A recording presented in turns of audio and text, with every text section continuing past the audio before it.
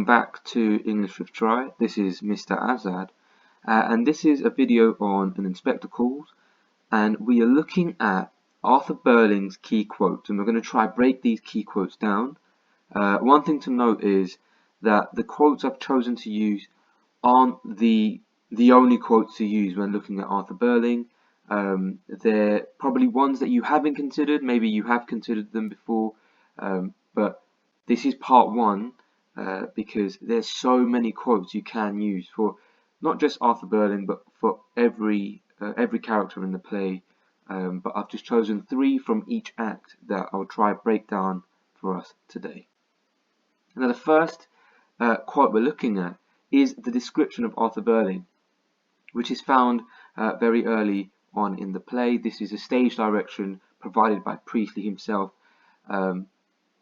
And it says, Arthur Birling is a heavy-looking, rather portentous man in his middle 50s, with fairly easy manners but rather provincial in his speech. Now, I've suggested, and I'll do this throughout, that this quote has a link to some status or some kind of status. Now, Mr. Birling's portentous manner. Now, portentous, somebody who's quite self-important, somebody who believes, who tends to exaggerate and tends to almost believe what they're saying is the sort of very factual and the right way of thinking almost. So Mr. Birling's portentous manner alludes to his belief that everything he says is massively important. What you know about Mr. Birling is that he often likes to have the center of attention. He likes to be the voice of knowledge, somebody who tries to be wise in the play. This is important to note, and Priestley is already telling us that he's quite portentous. There is a suggestion that he will exaggerate his position in society through the way he interacts with the other characters. So what I mean by that is, what you'll come to know of Mr. Birling is that when he talks, often he's giving the other characters an indication of his sort of superior nature in society. And he would do that sort of in a very subtle but also not so subtle way. His provincial speech highlights his rise from a possibly working class background, unlike his wife Sybil, who was born into an upper class family. So we get that he's portentous, but we also understand that he's provincial in his speech. So there's a suggestion that he's got a bit of an accent. And that tells us that he has probably had to work his way up. He's probably started at a working class, in a working class sort of background, and he's worked his way up, and now he's obviously a factory owner. And that's what Priestley tells us at the start. So we had a sort of a mixed reception of Arthur Birling. And he goes on to say, and I say there isn't a chance of war. The world's developing so fast that it'll make war impossible, he says. I've also added, and I'll explain both of these quotes, the Titanic, unsinkable, absolutely unsinkable, he says. And I've linked that to the theme of ignorance. And you'll come across this theme with almost every character, this element of ignorance. And it's quite an important theme because it's about the upper class ignorance of worldly matters, particularly matters involving the lower classes. Priestley quite intentionally uses dramatic irony, to present Mr. Birling as an ignorant, quite arrogant member of the upper class. His portentous nature is evident here as he maintains an assured and boastful tone about current affairs. The audience would have experienced the sinking of the Titanic and 2 world wars by the time the play was written. This makes Mr. Birling seem like an unreliable, makes Mr. Birling seem unreliable and foolish. So what you understand from Mr. Birling thus far is that he believes he's the voice of knowledge and he has the wisdom to almost lecture the other characters. Here it would have been Gerald, Eric and Sheila. But he's wrong, and we know he's wrong, and the audience of the time would have known he's wrong. By 1945, the audience would have seen the Titanic sink. They would have seen both world wars play out and end. So this is Act 1, and we know that Mr. Birling's ignorance won't just stop here. If he's ignorant about these things, then he's probably ignorant and wrong about other things as well. And Priestley intentionally creates him to be this unreliable, quite foolish, quite boastful character. And immediately, as a member of the audience, or for us reading, we almost dislike Mr. Birling because of how wrong he is and how quite confident he is. Confidently wrong, if you like. He goes on to say, by the way some of these cranks talking right now, you'd think everybody has to look after everybody else, as if we were all mixed up together like bees in a hive, community and all that nonsense. This is quite an important quote from Mr. Birling, and I've linked it to the idea of social responsibility. Priestley is no doubt critical of the capitalist ideology. So you should have learned about the capitalist ideology, the belief that, it's technically an economic ideology where things are privatized and people who own perhaps factories, companies, people at the top make the most amount of money, whereas the laborers at the bottom, people who sort of do the day-to-day work, they don't earn as much.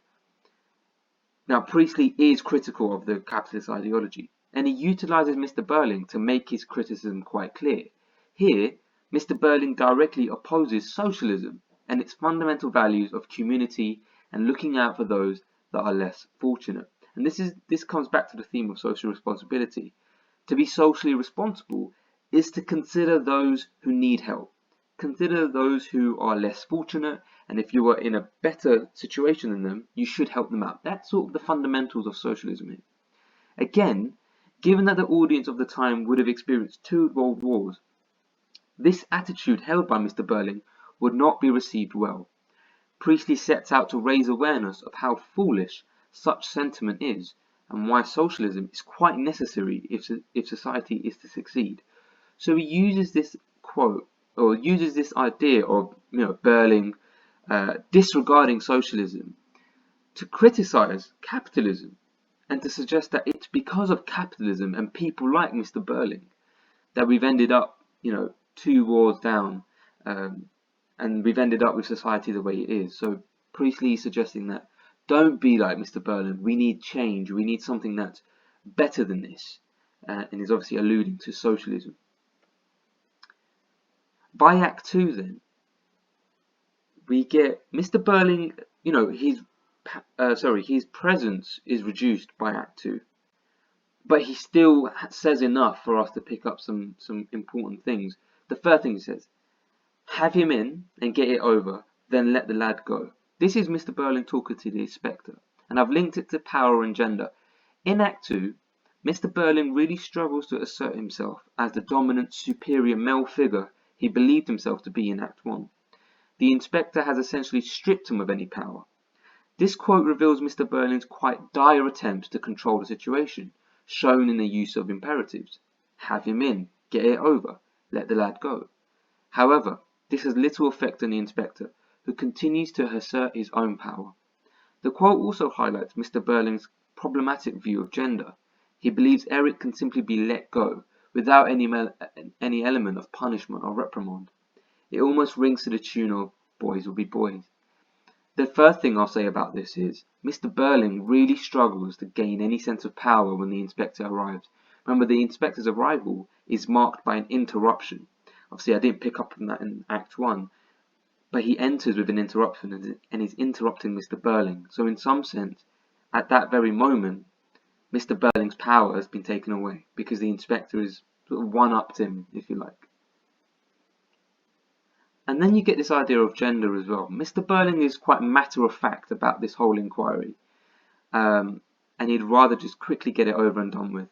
But that also means that he's completely rejecting any sense of punishment or reprimand that could take place. So this idea that Eric can just walk in, say what he needs to say, and then be let go is quite problematic. He goes on to say, I don't like your tone, nor the way you're handling this inquiry. Again, I've linked it to arrogance and power. Mr. Birling continues to push for dominance in Act 2. Although the inspector has all but concluded Mr. Birling's account of events leading to Eva's death, Mr. Birling has uncontrollable will to oversee how the inspector carries out his investigation. So here I'm suggesting that Mr. Birling really struggles for power. But he tries to gain power by almost, through intimidation, through trying to change the way the inquiry is being dealt with. But of course, again, nothing comes of that. Nothing comes of his protest, essentially. The sense of arrogance is highlighted in Mr. Birling's belief that there is a correct way of handling this inquiry, as if to say Mr. Birling can supersede a police investigation. So, again, we're talking about the arrogance that Mr. Birling has. Remember, he's an unlikable character, and Priestley presents him like that. And you see that arrogance coming through when he tries to control this police investigation, because essentially that's what it is. The inspector is investigating. And that lack of power that he has doesn't stop him. I'm sure he can tell that, the inspector has some kind of superiority over him in this situation, but he still tries. And then finally, that comes through again in Act 2. I protest against the way in which my daughter, a young, unmarried girl, is being dragged into this. Again, like the first quote, I've linked it to gender and power. The power struggle experienced by Mr. Birling is furthered here and directly linked to his quite old-fashioned views on gender. Now, not only is he struggling with power, but now he's, involving gender quite obviously. Firstly, his belief that Sheila needs protecting at this point in the play conforms to the views of the time, which was the idea that women were helpless, sensitive beings that needed some form of male protection. So remember that at this point in the play, or at this point that the play is set, women wouldn't have received their vote. So in some sense, the view of women would have been that they are almost subservient, quite inferior to man.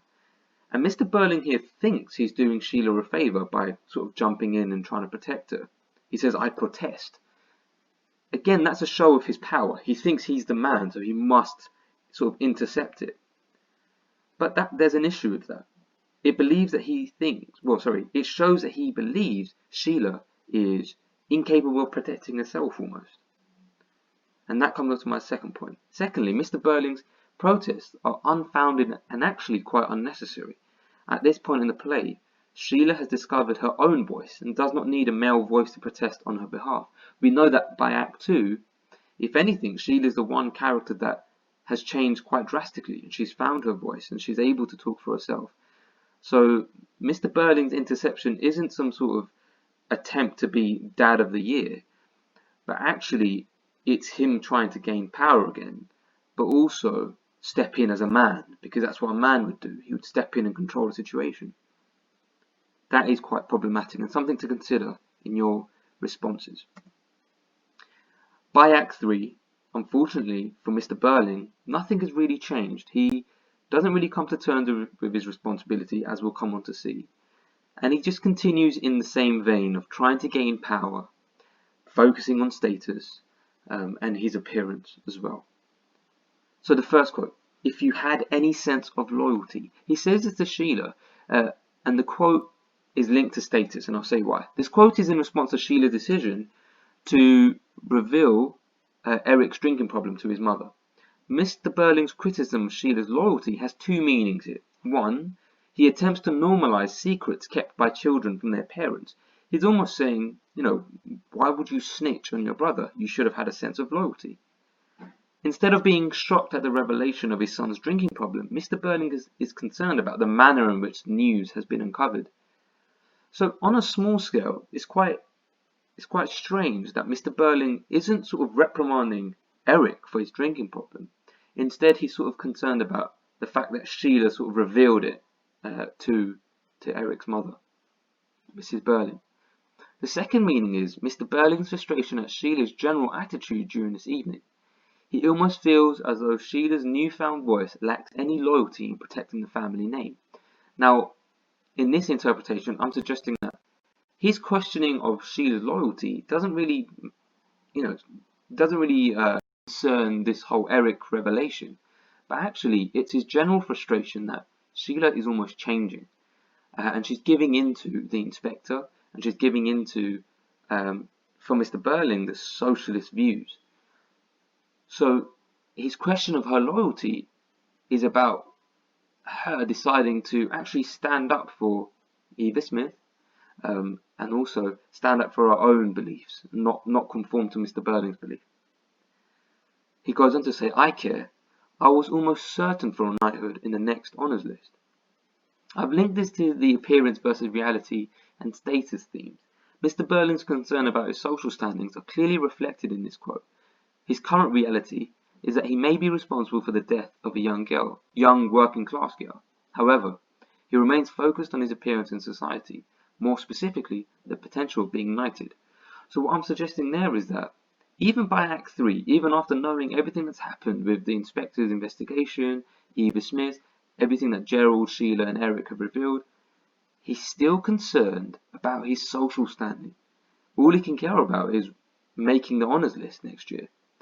And actually, it's in stark contrast to his reality, which is that of he could be responsible for a young working class girl dying. But that doesn't necessarily occur to him just yet. But that's how ingrained his status is to him. That's all he can think about. And that's furthered in this final part as well. There'll be a public scandal. And who here will suffer for that more than I will? Now I've linked it to the theme of responsibility because by Act 3, Mr. Birling is one of those characters, or one of two or three characters that fail to see their responsibility in the play. Priestley's use of the word suffer is quite ironic here and serves to stir the utmost dislike amongst the audience towards Mr. Birling. Now it's strange that Mr. Birling talks of suffering when he doesn't really know what suffering is. The suffering felt by Eva Smith is barely felt or understood by Mr. Birling, and yet he speaks of suffering in a bid to gain sympathy from the rest of the household. Instead of taking responsibility for his actions, Mr. Birling also shows concern about how he will be viewed in the public eye. The term scandal suggests he is more worried about how his family's actions will be received by society, rather than the immorality of the act itself. And what I'm suggesting here is that he doesn't really care for what's happened here this evening. He's more concerned about how it will be received, what will people say about the whole situation, and how will it affect his status at the end of the day. So what you should take away from Mr. Birling, particularly in Act 3, is that he's a character that doesn't necessarily learn his lesson, and his desire for status and power doesn't really change. It continues, and he's quite a linear character in that sense. So here's a 5-box summary from Mr. Birling. Mr. Birling is an example of a man who's worked through society's hierarchy. So he is a man who's essentially made it. He's gone from being working class potentially, moving into the upper classes. Now, as a reader or as a member of the audience, you'd assume that that would make him perhaps more sympathetic to the working class struggle because he's been there himself. But actually, it's far from it, and he's a man who doesn't really care for the working class. Secondly, he's heavily capitalist and fails to even consider the repercussions of his actions. All he can think about is gain and profit. So that blinds him from actually learning about his own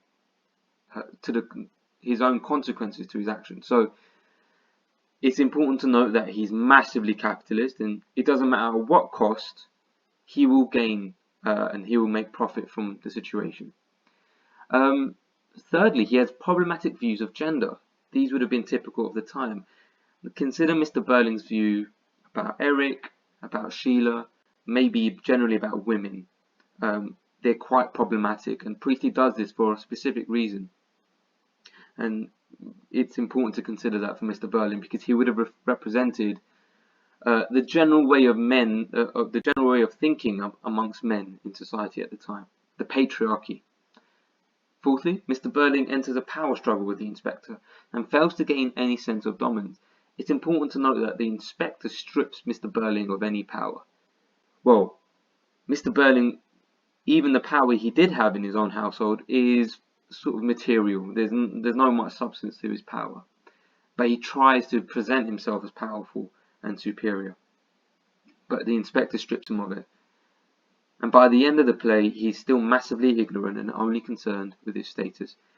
It's important to note that Mr. Birling is one of the few characters who almost maintains his way of thinking throughout, and it should reflect the stubbornness of the older generation, particularly when you're thinking about the differences between the older and the younger generation. He's quite an important character. You can contrast him with Eric, and what you'll see in the next video with Gerald is they almost share a similar way of thinking, but Gerald is a little bit of a non-linear sort of character. But that's all, Mr. Birling. I hope this has helped. Please do make any notes, and remember to subscribe and like the video.